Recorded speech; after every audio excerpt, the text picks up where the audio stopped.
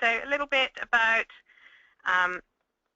myself. Why am I here presenting this session on leading virtual projects? Well, here I am. I've been a project manager, a business analyst, a program manager for around 20 years.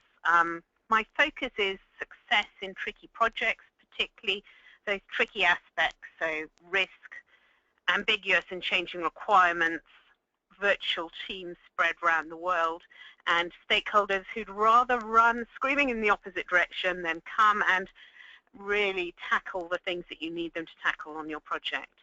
I work all around the world, and a lot of my projects do involve virtual teams, people spread right around the world. So what are we going to do today? Well, it's all about exploring leading virtual projects, and that's the focus that we've got today.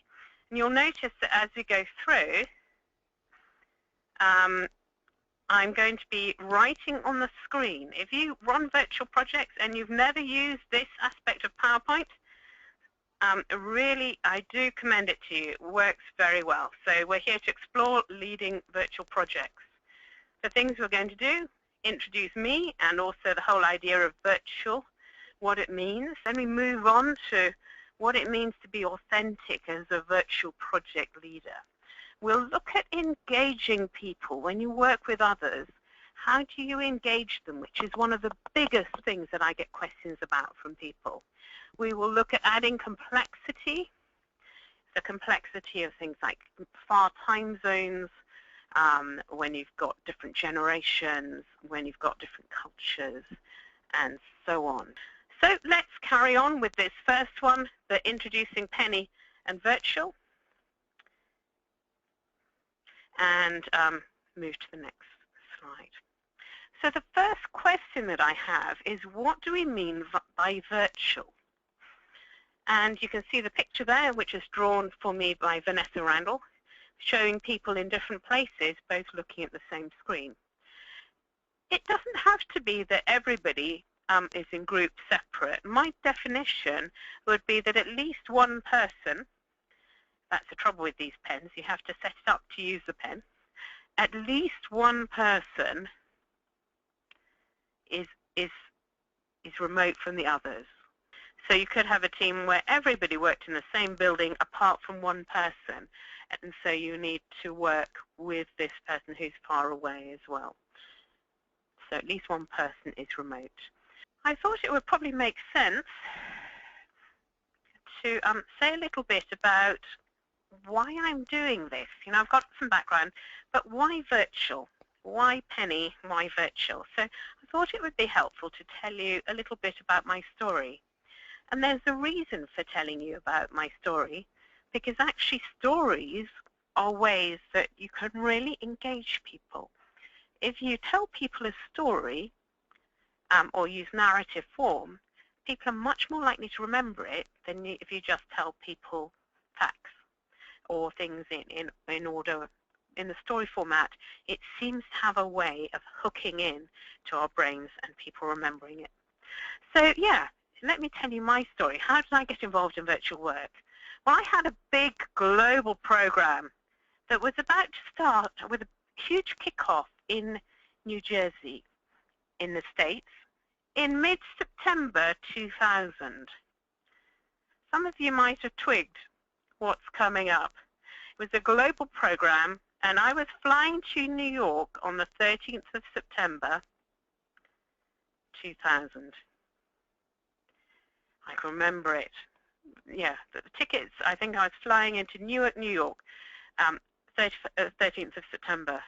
Now, those of you who remember that date will remember that actually a couple of days before then, there was a very nasty incident that happened with planes flying into the Twin Towers. Yes, 9/11. So it was the horribleness and the gruesomeness of what happened on 9/11 actually forced me to go global.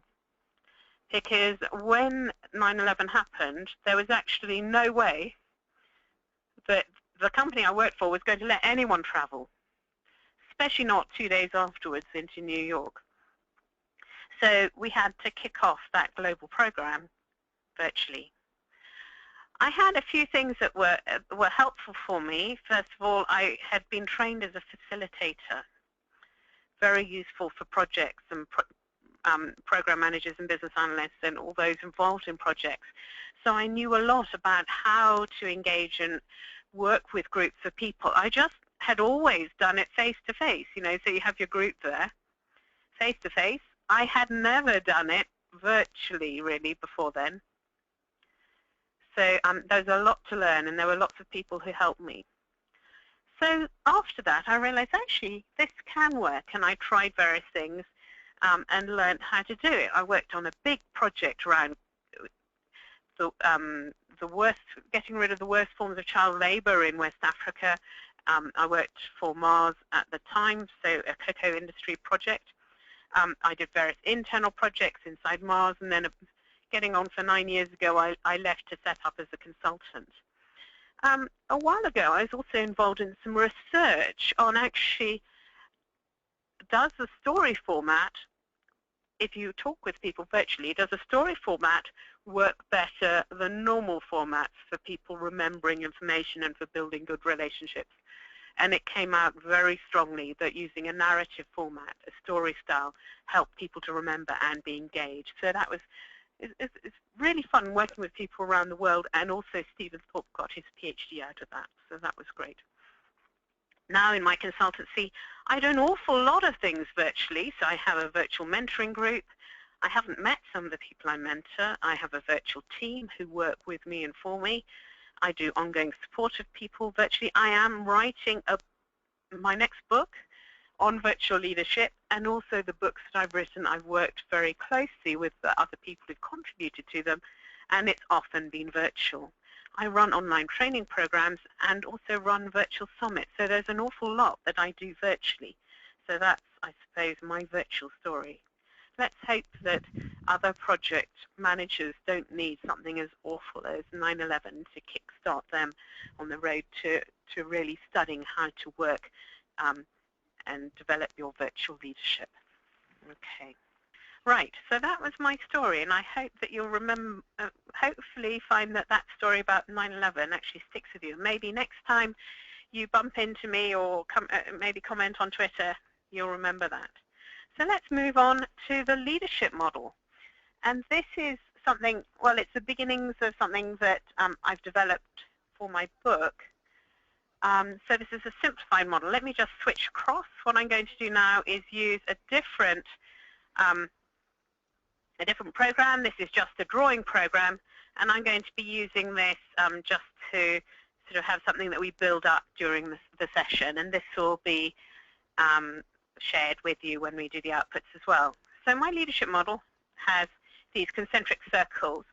And the key thing is that actually, first of all, before you do anything involving anyone else, leadership of virtual projects, the thing to start with is leadership of yourself. So to be an authentic virtual project leader, the first thing to work on is yourself. So let's look at that a little bit. You work on yourself. What aspects? Things like your mindset. Things like understanding yourself so that you can work with other people as well. So your mindset, understanding yourself, you'll have the appropriate skills, and those are in addition to the job skills. And we'll look at these in more detail in a moment. And you'll also be aware of your identity and the identity that you come across with virtually. So let's have a little bit more of a look at those now. So in terms of mindset, what style of leadership are you going for? A lot of people, certainly in the 20th century, used to use command and control, where you tell people what to do and ask them to do it. Well, it doesn't work brilliantly in the 21st century, and I can tell you that virtually, if you tell people what to do, well, they're just going to probably ignore you, especially if you're running multiple virtual projects and they're just somebody on one of your projects. So it's about facilitative collaboration. Facilitative leadership is really important. So mindset is very important. That's really where we start off. Okay. Right. The next thing is to understand yourself, you know, so that you can understand others as well. So what sort of personality do you have? And how does that relate to, you know, which aspects of virtual working will you be able to use best? There might be some things that actually other people in your team will work best. What biases might you have? Again, hard to know yourself, but if you work with others, perhaps they can let you know. What are your preferences in terms of working in this way? What works for you? What ways help you to really make progress when you're working in virtual projects? What are your strengths that you can build on, but also what are your weaknesses where it would make sense for somebody else to be involved? How do you relate to others as well? And we'll look a bit more about that later. What about skills? Because you need lots of skills, not just to be project managers or program managers or portfolio managers or business analysts. We need skills to be able to work virtually effectively. And the biggest one, I would say, is listening. You do need to be able to have a level of capability with the technology. You don't need to be a complete whiz-kid, but you do need to be able to use the different technology. You do need to be able to engage people. That was one of the biggest things. And also you need to have some level of organization. Virtual projects do run so much better if everybody knows who's doing what and where you can access different things and so on.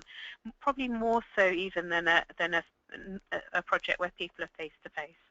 And those skills of collaboration and facilitation and all those things, you know, how to work effectively with other people and to work together in a way that doesn't involve command and control, that really taps into the things that everybody has to offer.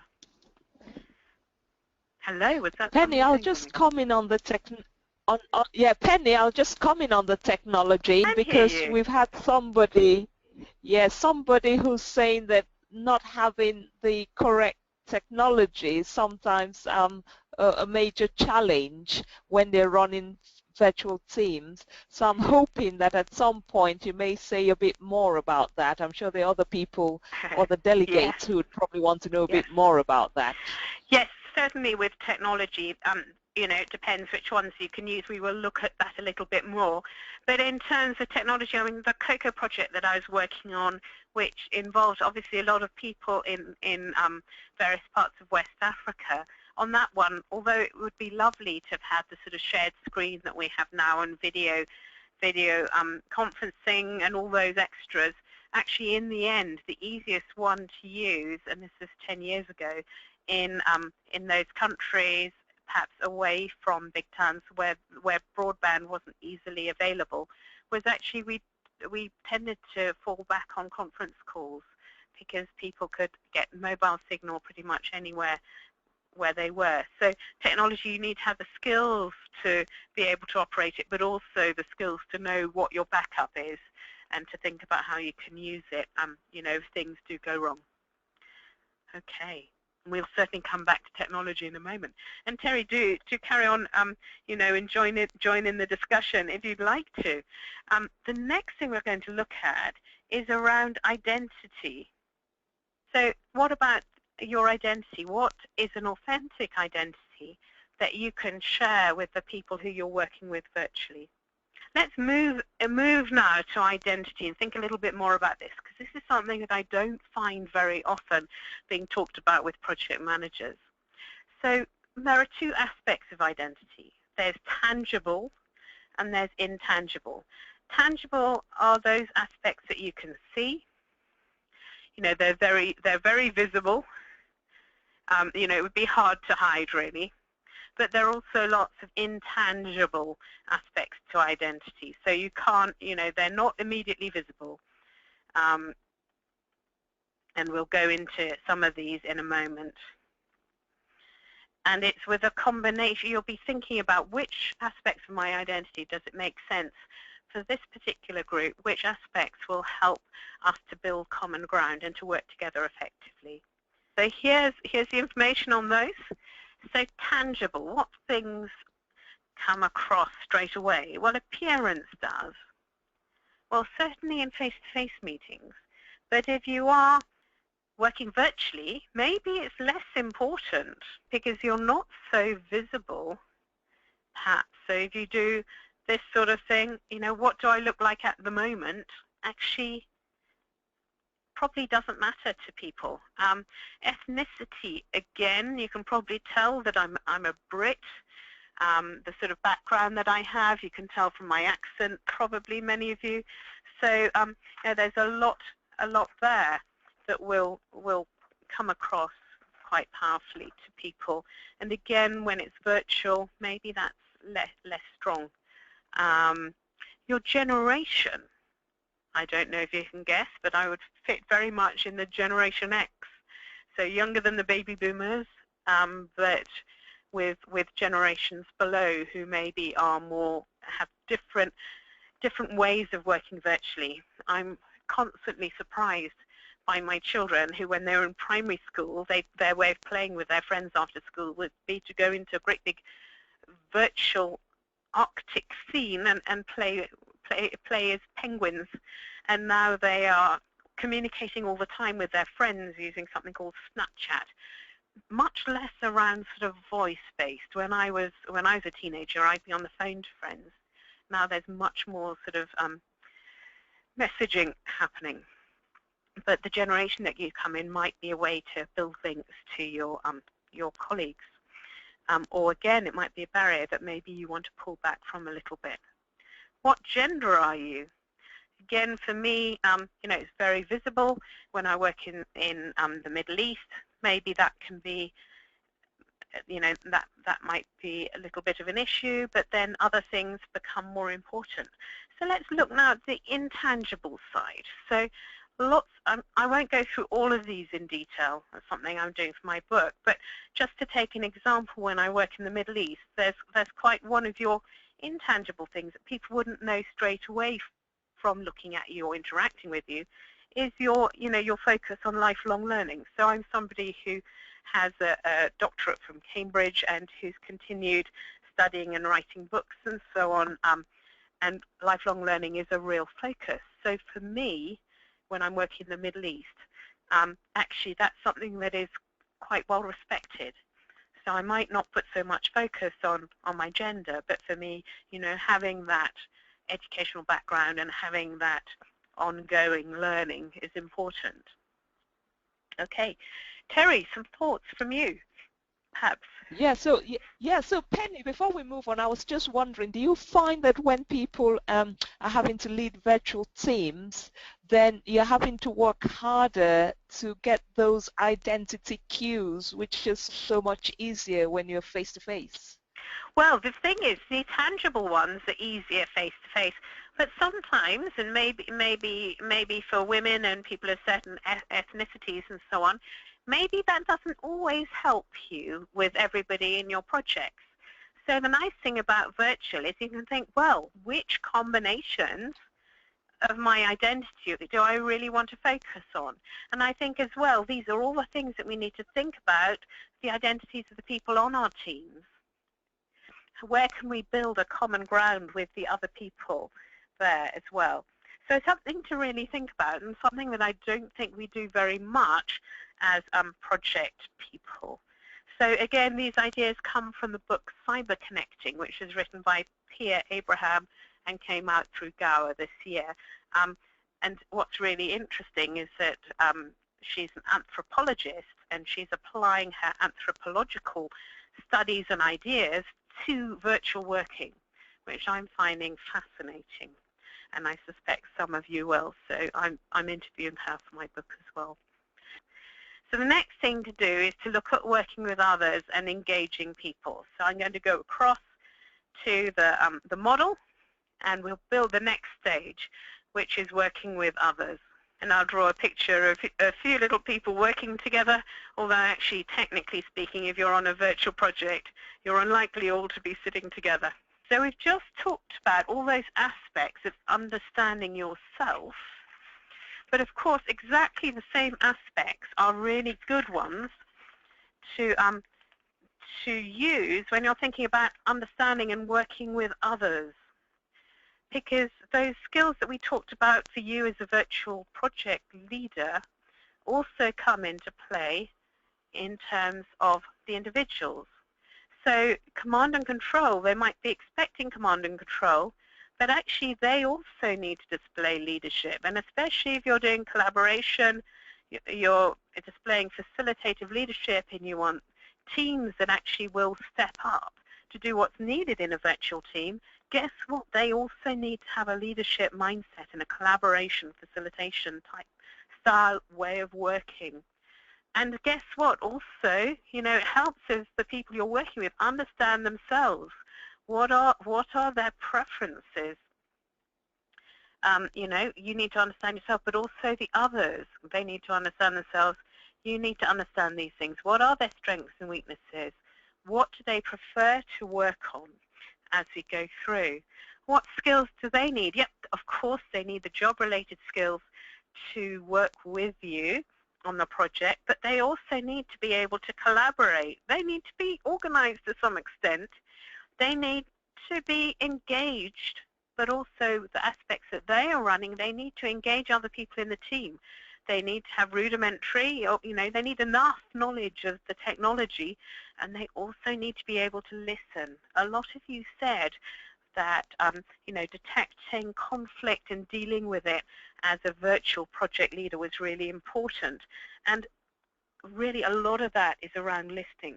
How are things going? And with identity, we looked at some of the aspects of identity, and the big question working with others is how can you create common ground? So, in many countries, if I come, especially ones that have a colonial past, I don't want to push my, very British with an RP accent, I don't want to push that across to other people. I might downplay that a little bit and find identity areas that we have in common so that we can work together effectively. And the question for you might be, if we quickly look back at how, those aspects of identity with your virtual team, which aspects are you going to be really focusing on?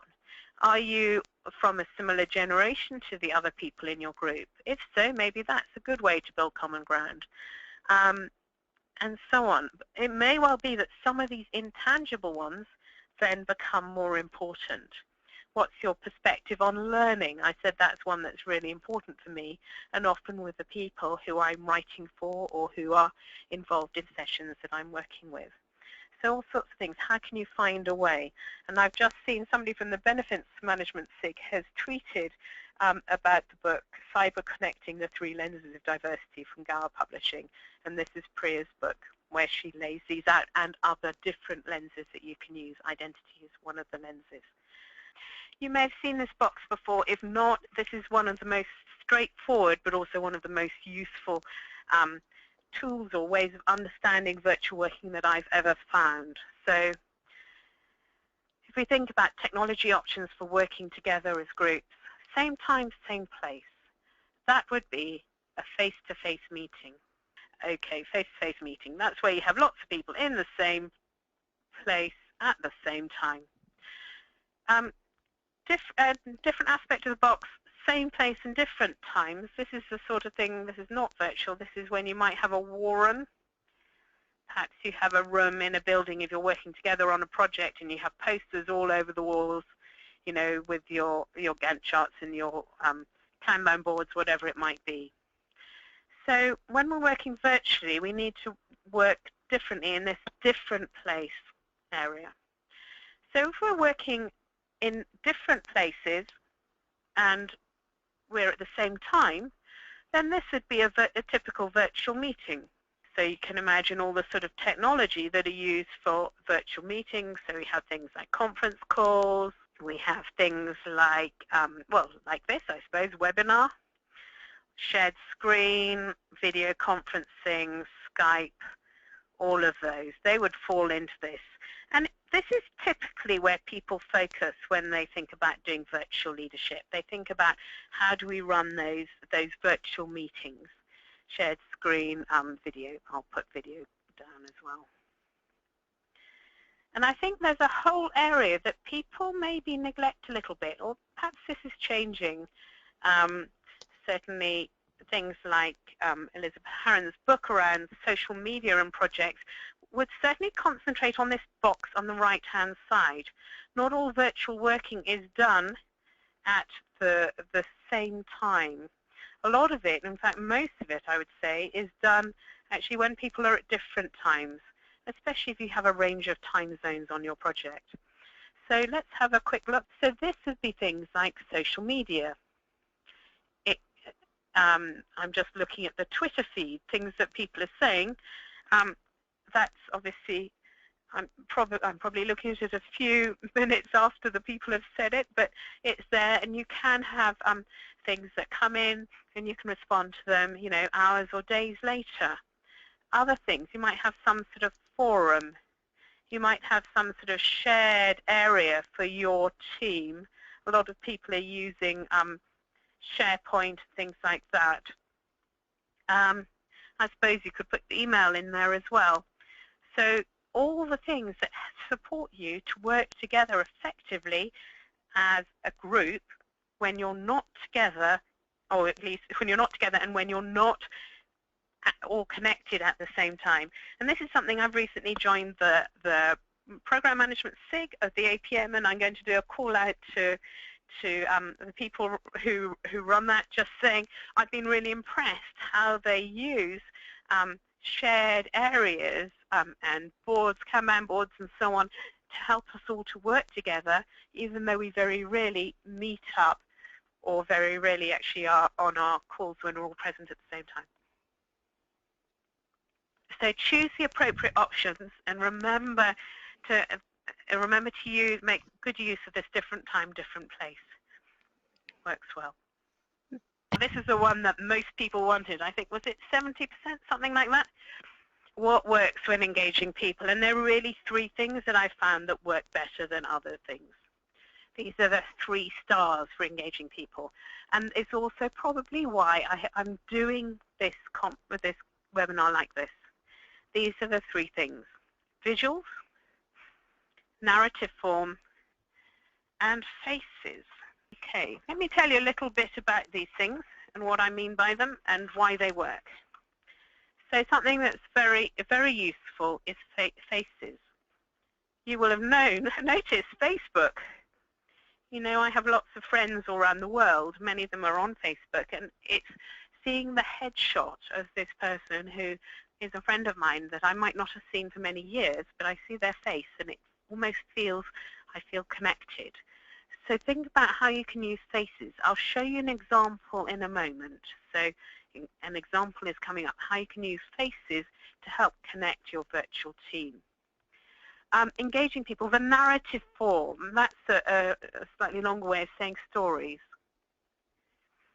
I had a story at the beginning about how I got into this. I'm sure that pretty much everybody in the call who was there at the time actually can remember that it was the 9/11 bombings that actually threw me into working virtually, and that got me going. If you tell stories, and this is something that I was involved in a research project on, that if you tell stories about individuals, so this is turning the knowledge that you want to share into a narrative form. It's not making up stories, but it's turning the knowledge that you want to share into narrative form, and that will really help people to connect. Why does it work? Because we've had an oral tradition going back hundreds of thousands of years where knowledge was passed down through people telling stories. It works with the brain, as does my third point, visuals. And, you know, when I say visuals, I don't mean clip art. No. I find that a lot of people find hand-drawn pictures helpful. And actually thinking about your visual structure helps as well. Does the structure help to show what you're trying to communicate? So take, for example, this mind map. There are 3 different branches coming out. So it shows that there are 3 different things that I find work very well. The other thing that you might have noticed that's different is that on this webinar, there are actually moving visuals. I'm writing, I'm drawing pictures, and I'm doing that using a tablet, not something like an iPad. It's a tablet that plugs into my computer. So I can't I'm looking at the screen while I am, there's a computer screen, while I'm drawing on something over to the right-hand side. So it is a bit strange. And I have a pen that I'm writing with. And it's the brand, it's a Wacom tablet. And it just means that you can draw and you can add and you can comment on your webinars. And let me know what you think about how engaging it is. I certainly find it much easier to watch than, you know, there's something moving. And there you are, there's somebody holding a pen. You don't have to be brilliant at drawing to be able to do things that just bring things to life. How do you actually engage people who are probably a lot older than you are when you are the one who's facilitating the virtual again, it depends, you know, who you are, who they are. There are lots of generic things about each different generation. So if we think, for example, about people who are baby boomers, they're typically comfortable talking by phone, but they are not people who have grown up with digital. They have probably needed to adapt to computers. Unlike us, they won't. Unlike me, they won't have grown up with computers and other digital devices. So the telephone is quite comfortable. But again, you know, those are generalizations about that generation. Find out the individual, what they prefer, and it's useful to know, you know, generally about the generation that they're in, but also then go in and find about the individual. What do they prefer? And perhaps with somebody who's much older, who's perhaps a baby boomer, perhaps having some conversations with them if you're not able to meet face-to-face to build that relationship. Also, is it important if the virtual team have met at least once face-to-face? Because someone says that if you possibly can, it really does help. I think the academic research is showing that too. However, it's not always feasible. You know, the cost of doing that might wipe out your project budget. If there is any chance at all, though, meeting face-to-face is great. If you do meet face-to-face, though, don't spend all day sitting in a darkened room watching PowerPoint slides, because that's not the point. The point is to get to know each other, to build relationships, to build that foundation on which you're going to be doing the work during the project. Let's just have a look at that example that I promised you about how faces can help. And this might be something you want to do for your virtual team. Here's a world map. On it, you see pictures of people. You can see their time zone. This is a group that I'm in. I mean, this is me a decade ago over here in the middle in England. And I was part of a team that was helping Stephen Thorpe to research that got him his PhD. So Stephen is now an academic in New Zealand.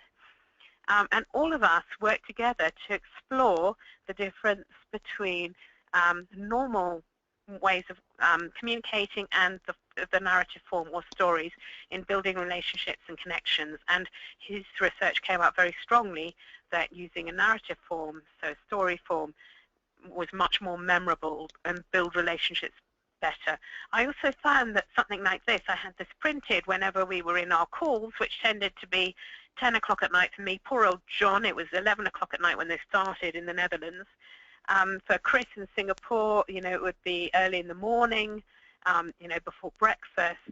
So it's helpful. You can see the team. You remember everybody on the team, especially if you've just got a conference call. It gives you something to focus on, and you've got the faces there, which was very powerful. So what are the added complexities that make it a bit harder? wide time zones. You have people in Australia, you have people maybe on the East Coast, the West Coast of the States, you have people in the UK and in India, a nightmare. So my key point here, and I'm just going to stick to key points, there'll be much more in the book, is share the pain. Don't expect, you know, the Australians to be up in the middle of the night and everybody else to be in their office hours. Make sure that you share the pain, that if people are getting up in the middle of the night, that everybody takes that in turn. Culture, cross-cultural, well, there's a myriad of things you could say here. But one thing to remember is that cultures, that actually if you have a salesperson and an actuary, that they can actually be more different than people from different cultures. But again, here we have many stereotypes. They can be useful as a starter, but guess what? People are individuals. Make sure you know where the individuals you work with, what their own individual preferences are. English, it's the language we use. Many of you on the call will be native speakers. Many may not be. Those of you who are native speakers, just think about the English that you use. We use so many idioms. We use complicated language structure, which means that when virtual teams don't have English as a native language, they are going to be needing time to think before they can say anything. And then the English native speakers tend to jump in, and so those people who don't speak English as their mother tongue often get left out. So be very careful about the English that you use and be aware of what works. Ask the non-native speakers in your group what would help. Sometimes in virtual teams I've had people sort of capturing key points on a shared screen in a chat box, just so the key points are written down as well. And we've mentioned the generations. You know, we've got lots. We've got baby boomers, we've got Generation X, we've got Generation Y, and we've got those coming up like my teenage children who don't yet have a letter. Lots of different things that each generation prefer. Again, be careful though, because there are individuals. Everybody's an individual. They may not fit the stereotype. So you need to get to know the individuals as well. So we're right at the end, well, pretty close to the end. So it's worthwhile, I think, with these things to spend a tiny bit of time thinking about your action plan. Just put one question to you. Okay. It's about monitoring progress and effort when you're working virtually. Can you give any tips in this area in about a minute? Okay. So what you can't do, which I think is a good thing, is you can't go and stand over people and micromanage them when you're working virtually. So I think most people hopefully have moved away from micromanaging as project managers, although somebody's mentioned in Twitter that command and control seems to be alive and well in projects in the 21st century. So just if you use it, it won't work for your virtual projects. So thinking about sort of monitoring and controlling is really about building trust and really managing by results. So do you want to put in some more deliverables so you can see how things are going on the way? Try and manage by outputs rather than what people are putting in. That's what really matters. Yes, I think so, because we do know that command and control doesn't work. So it's finding the newer ways which are successful and sort of trying to encourage others to work in that way as well. Absolutely. And it's about really understanding yourself, understanding the other people that you're working with, what's going to help them, and also understanding their culture. I have lots of people who work with colleagues who are based in the Indian subcontinent or elsewhere in the world, really from the Middle East right round to many of the Asian countries and as far as Japan, where the culture of directness may be a little bit different. So if you're asked something and you come from one of these cultures, you'll be careful than I would be, at least before I knew about this. You make sure that you didn't make the person asking the question look stupid by your answer. You wouldn't make yourself look stupid. You certainly wouldn't want to make your boss look stupid. So you will answer in a way that saves face, in preference to maybe being as direct as some of us in the West might expect. So you need to really understand things from people's shoes. What's going to be the best way to ask how things are going in a way that will work with the culture that people come from? And that's a big deal with outsourcing.